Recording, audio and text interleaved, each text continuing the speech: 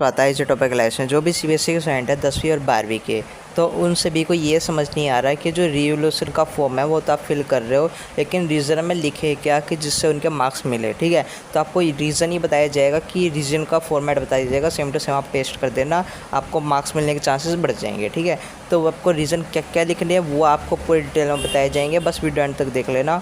कोई डाउट हो कमेंट में लिख देना और चैनल को सब्सक्राइब करके बेल आइकन प्रेस कर देना ऑल पर। ठीक है, सब्सक्राइब जरूर करना, मोबाइल आइकन भी जरूर प्रेस कर देना कि आगे आपका रिजल्ट भी आने वाला और बाकी चीज़ें भी आपको अपडेट दी जाएगी। ठीक है, और वीडियो को लाइक करना ताकि हमारा मोटिवेशन बढ़े। अपने फ्रेंड्स के पास शेयर कर दो, अभी शेयर कर दो अपने फ्रेंड्स के पास। ठीक है, ताकि उन्हें भी रीज़न लिखना नहीं आ रहा तो वो भी अपना रीज़न लिख सकते हैं। ठीक है, तो अब बात करते हैं अपना सीधा मेन पॉइंट, री इवैल्यूएशन का जो फॉर्म फिल कर रहे हो ये वाला, इसमें आपको रीज़न लिखना है। अब रीज़न में लिखोगे क्या यही आपको समझ नहीं आ रहा, तो अब आपको रीज़न दिखाते हैं। ठीक है, इन्हीं में से आप अपना रीज़न लिख सकते हो, ज़्यादातर यही आपके रीज़न होंगे। ठीक है, पहले number correct but not clear answer. इसका मतलब है कि आपका आंसर है वो करेक्ट है लेकिन क्लियर नहीं है। मान लो कोई क्वेश्चन है, ठीक है, वो आंसर की में उससे अलग है लेकिन उसी से मिलता जुलता आपका आंसर है, लेकिन आंसर की के अकॉर्डिंग एकदम डिट्टो आंसर की जैसा नहीं है। ठीक है, लेकिन आंसर आपका सही है, तो आपको ये सेम टू सेम पेस्ट कर देना अपने रीज़न में।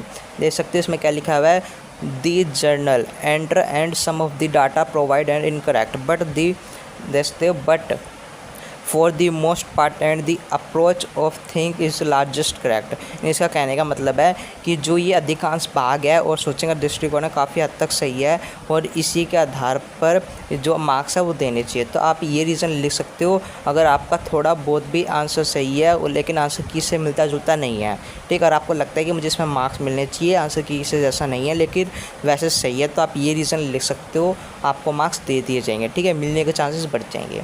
अब दूसरा, इसी सेम यही केस में अगर कोई छात्र ने चरण क्रम डालते सही, यानी छात्र ने थोड़ा सा आंसर सही किया थोड़ा गलत कर दिया लेकिन टीचर ने नंबर नहीं दिया, यानी स्टेप मार्क्स टीचर ने स्टूडेंट को नहीं दिए और आपको स्टेप मार्क्स चाहिए। ठीक है, यानी कहने का मतलब ये कोई क्वेश्चन है वो आपका आधा सही है आधा गलत है लेकिन टीचर ने आधे के मार्क्स ही नहीं दिए आपको, तो क्या रीज़न में लिखोगे? रीज़न में लिखना है दी solution given by the student is correct till insert step number, यानी आपको स्टेप नंबर 4 जितने भी स्टेप तक आपका सही है वो नंबर आप यहाँ पे लिख दोगे, या फिर आप लिख दोगे बीच बीच में से ये स्टेप 2 स्टेप 5 ये करेक्ट है। ठीक है, no less marks has been provide, यानी कोई भी मार्क्स उसे नहीं दिए गए, which is not sense with देख सकते हो विद दी ऑफिशियल आंसर, यानी ऑफिशियल आंसर की के अकॉर्डिंग आपको मार्क्स नहीं मिले।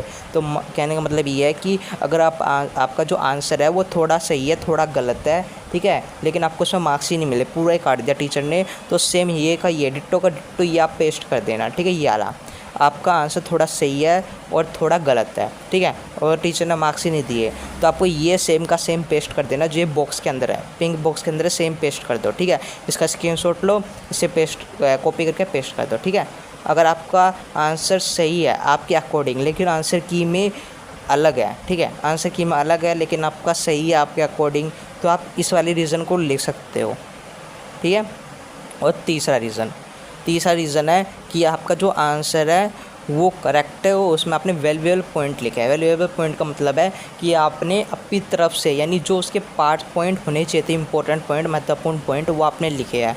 ठीक है, वो करेक्ट है लेकिन आंसर की में वाले नहीं है। कहने का मतलब ये है सिंपल कि जो आंसर की में आंसर है वो आपकी आंसर शीट में नहीं है लेकिन आपने इंपॉर्टेंट पॉइंट्स लिखे हैं, तो आपको ये वाला लिखना है। ठीक है, इसमें क्या बोला कि this student had cover most of the valuable point and की गिवन इन दी आंसर की, यानी कि आंसर की के अकॉर्डिंग उन्होंने वैल्यूएबल पॉइंट लिखे हैं लेकिन टीचर ने मार्क्स नहीं दिए। ठीक है, तो इसमें ये लिखना आपको only particle number are award please oblique and provide proper credit in the matter. ठीक है, इसमें बोला गया छात्र ने कुंजी में दिए गए अधिकांश मूल बिंदु और कीवर्ड को कवर कर लिया, यानी इसमें बोला गया है कि जो स्टूडेंट है उसने अपने जो आंसर है उसको कवर किया इंपॉर्टेंट पॉइंट्स में, यानी इंपॉर्टेंट पॉइंट्स में उसने आंसर बता दिया लेकिन आंसर की में वैसा नहीं है। ठीक है, कहने का ये है कि आपकी जो आंसर की है उसमें जो आंसर है वो आपकी आंसर शीट से अलग है। जो आपने आंसर शीट में आंसर लिखा वो आंसर आपका जो आपने लिखा ना आंसर, वो आंसर आपका इंपॉर्टेंट पॉइंट्स में आपने समझा दिया कि इस आंसर का आपका ये हुआ।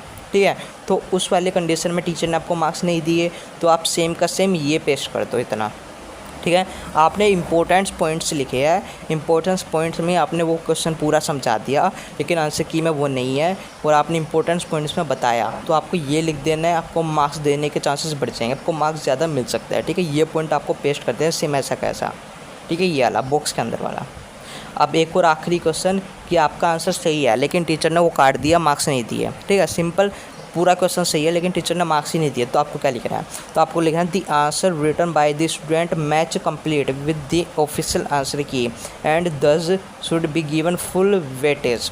ठीक है, तो ये आपको लिखना है, ये लिख देना फुल वेटेज।